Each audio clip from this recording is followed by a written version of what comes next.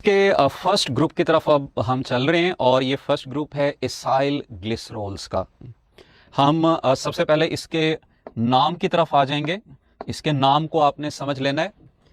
It is combination of two words, one is acyl and second is glycerol.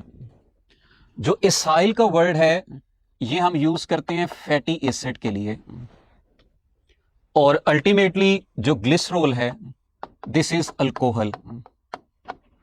जो fatty acid है this is a carboxylic acid.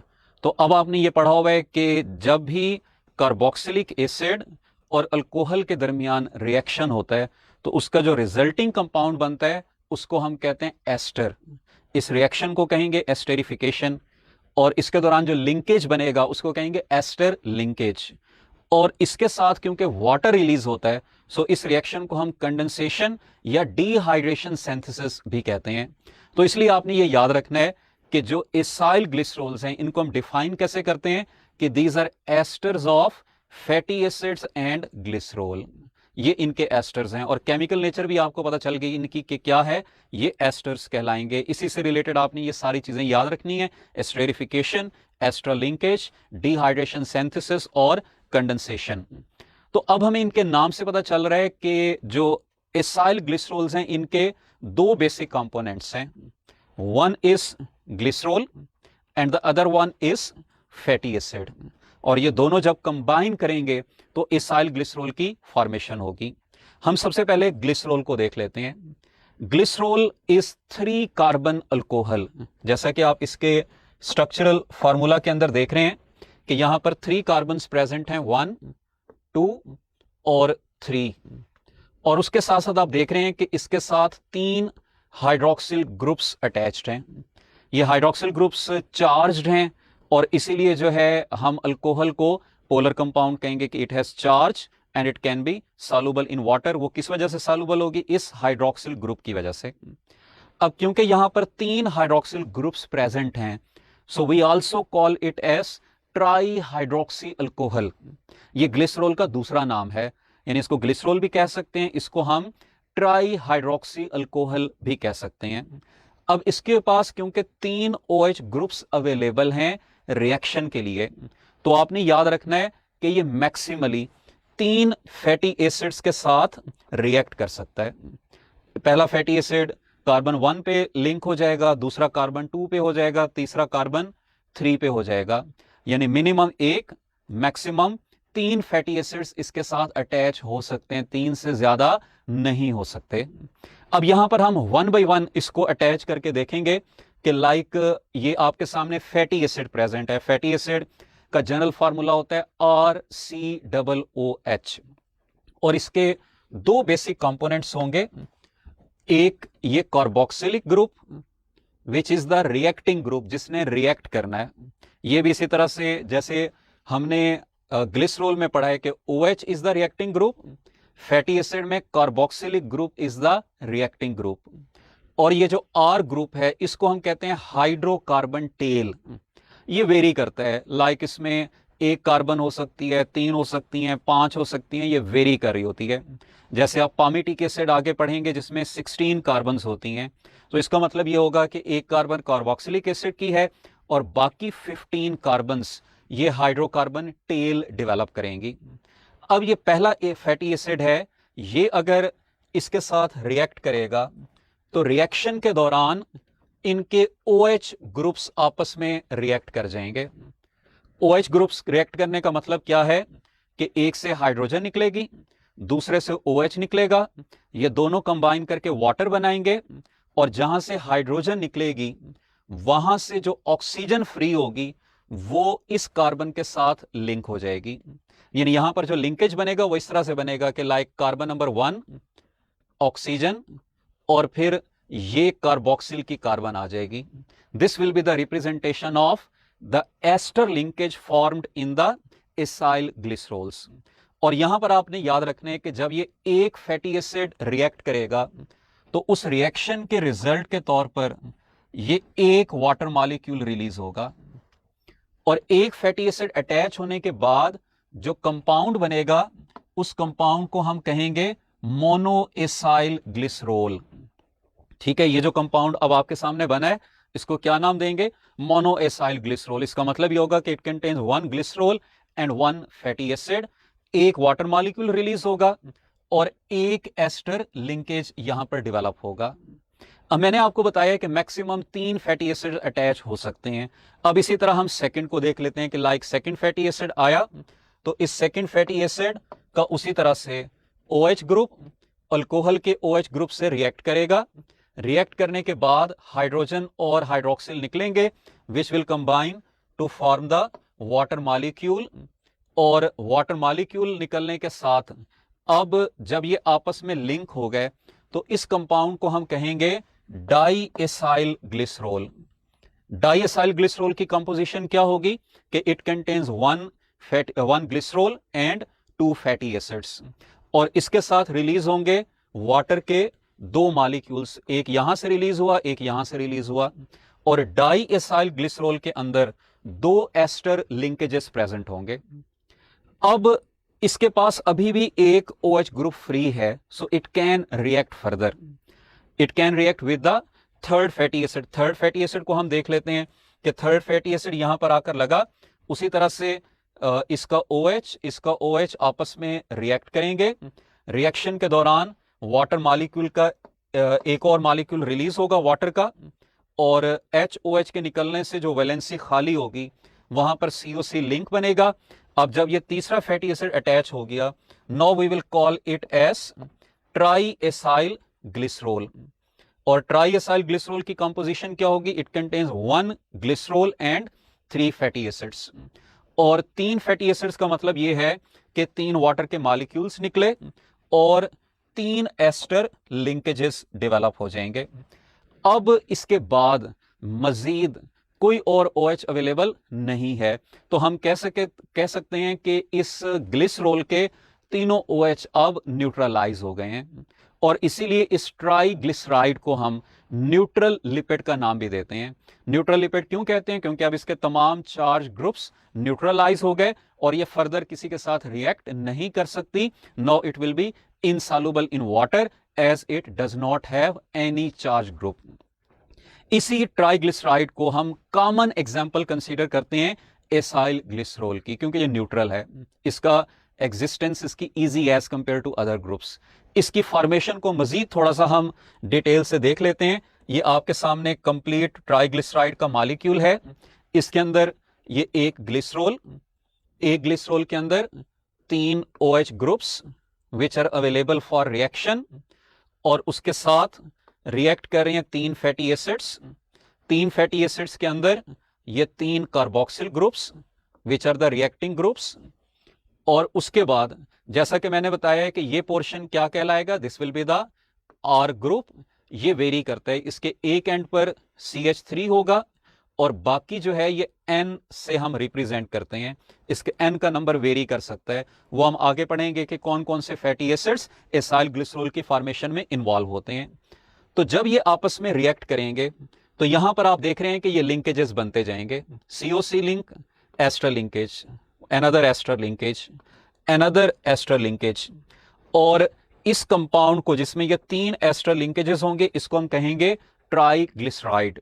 और जैसा कि हमने पढ़ा था कि ट्राइग्लिसराइड की फॉर्मेशन के दौरान 3 वाटर मॉलिक्यूल्स आर रिलीज्ड। तो अब आपने ओवरऑल याद रखना है कि during the formation of 1 molecule of triglyceride 1 glycerol is involved, 3 fatty acids are involved. जब ये रिएक्ट करेंगे तो 3 वाटर के मॉलिक्यूल रिलीज होंगे, 3 एस्टर लिंकेजेस बनेंगे और ट्राइग्लिसराइड की फॉर्मेशन हो जाएगी। सो ये आपने सबसे पहले बेसिक इसकी एग्जांपल को याद रखना है। अब इससे आगे मैं चल रहा हूं कि जो एसाइल ग्लिसरॉल्स हैं इनमें जो एसाइल है ये वेरी करता है। ग्लिसरॉल इज कांस्टेंट, यानी ग्लिसरॉल ने कांस्टेंट रहना है। फैटी एसिड्स में वेरिएशंस आती हैं। अब वो फैटी एसिड्स किस किस टाइप के हो सकते हैं वो हम आगे चल के डिस्कस करेंगे। तो आपने यहां पर ये पहला पॉइंट याद रखना है कि एसाइल ग्लिसरॉल्स की डिफरेंट टाइप्स हैं, डिफरेंट एग्जांपल्स हैं, और इनमें जो डिफरेंस होगा वो किसका होगा? फैटी एसिड का होगा। इसीलिए फैटी एसिड को हम कंसीडर करते हैं as the most important component of acyl glycerols.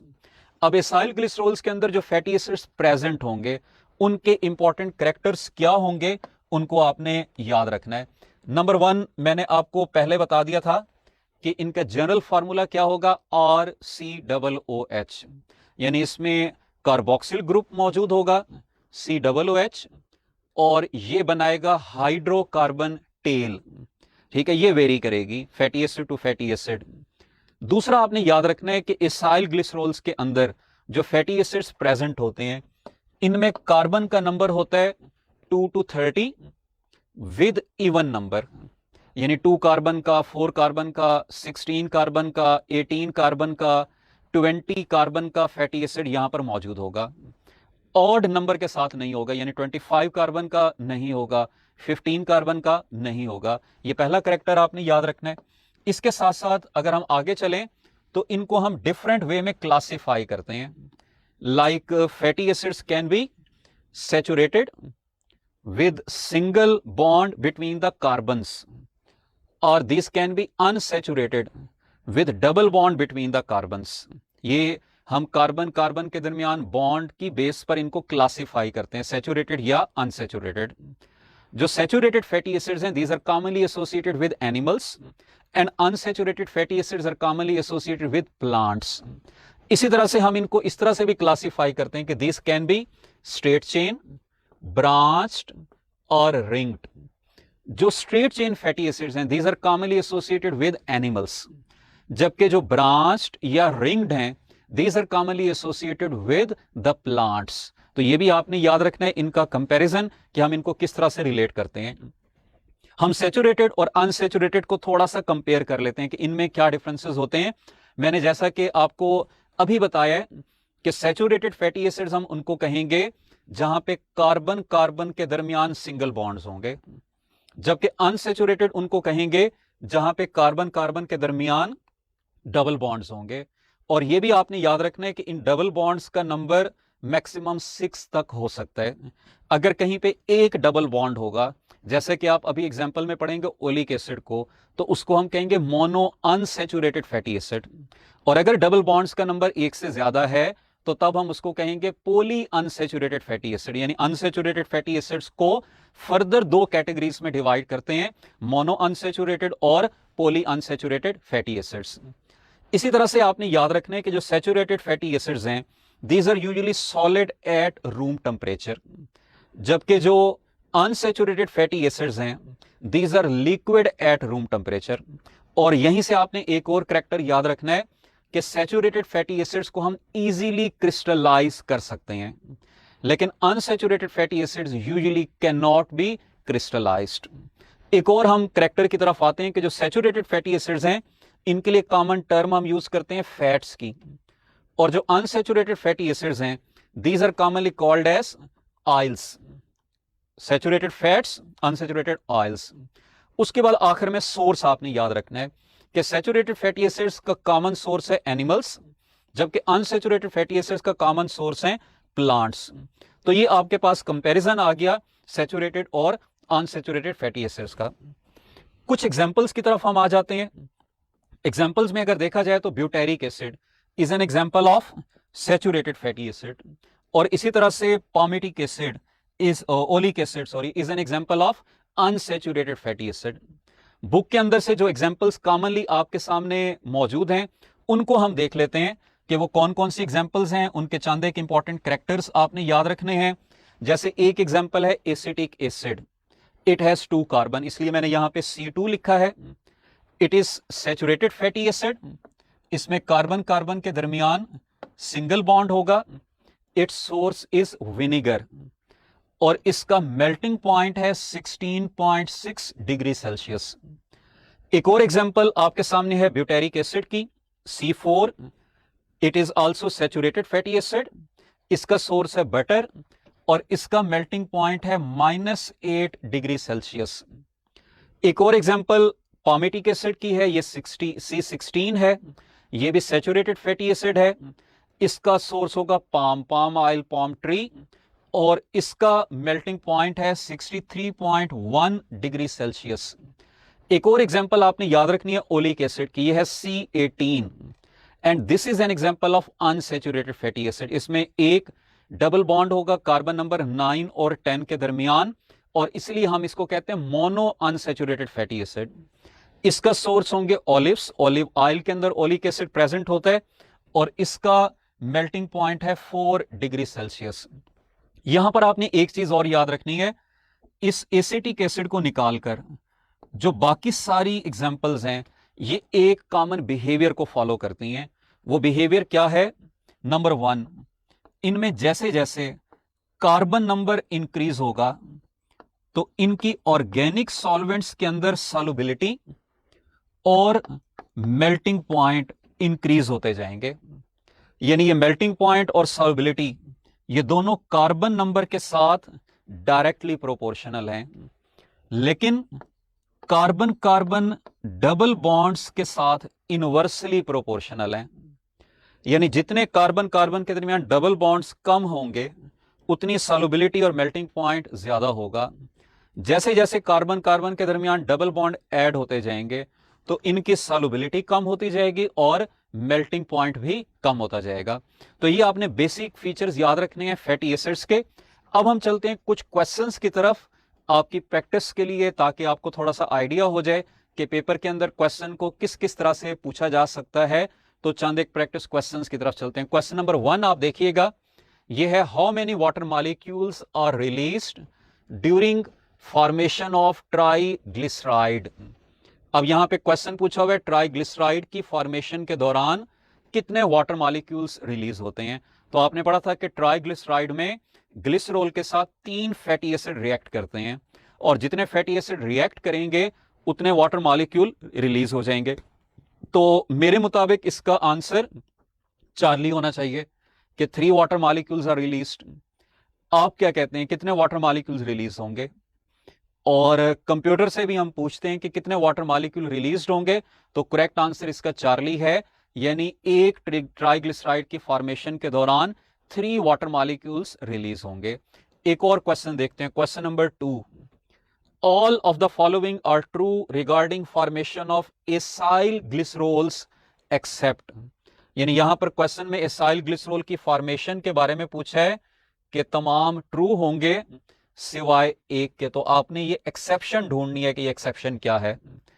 Alpha पे लिखा हुआ है एस्टेरिफिकेशन, तो एस्टेरिफिकेशन तो होती है, एस्टर लिंकेज बनता है।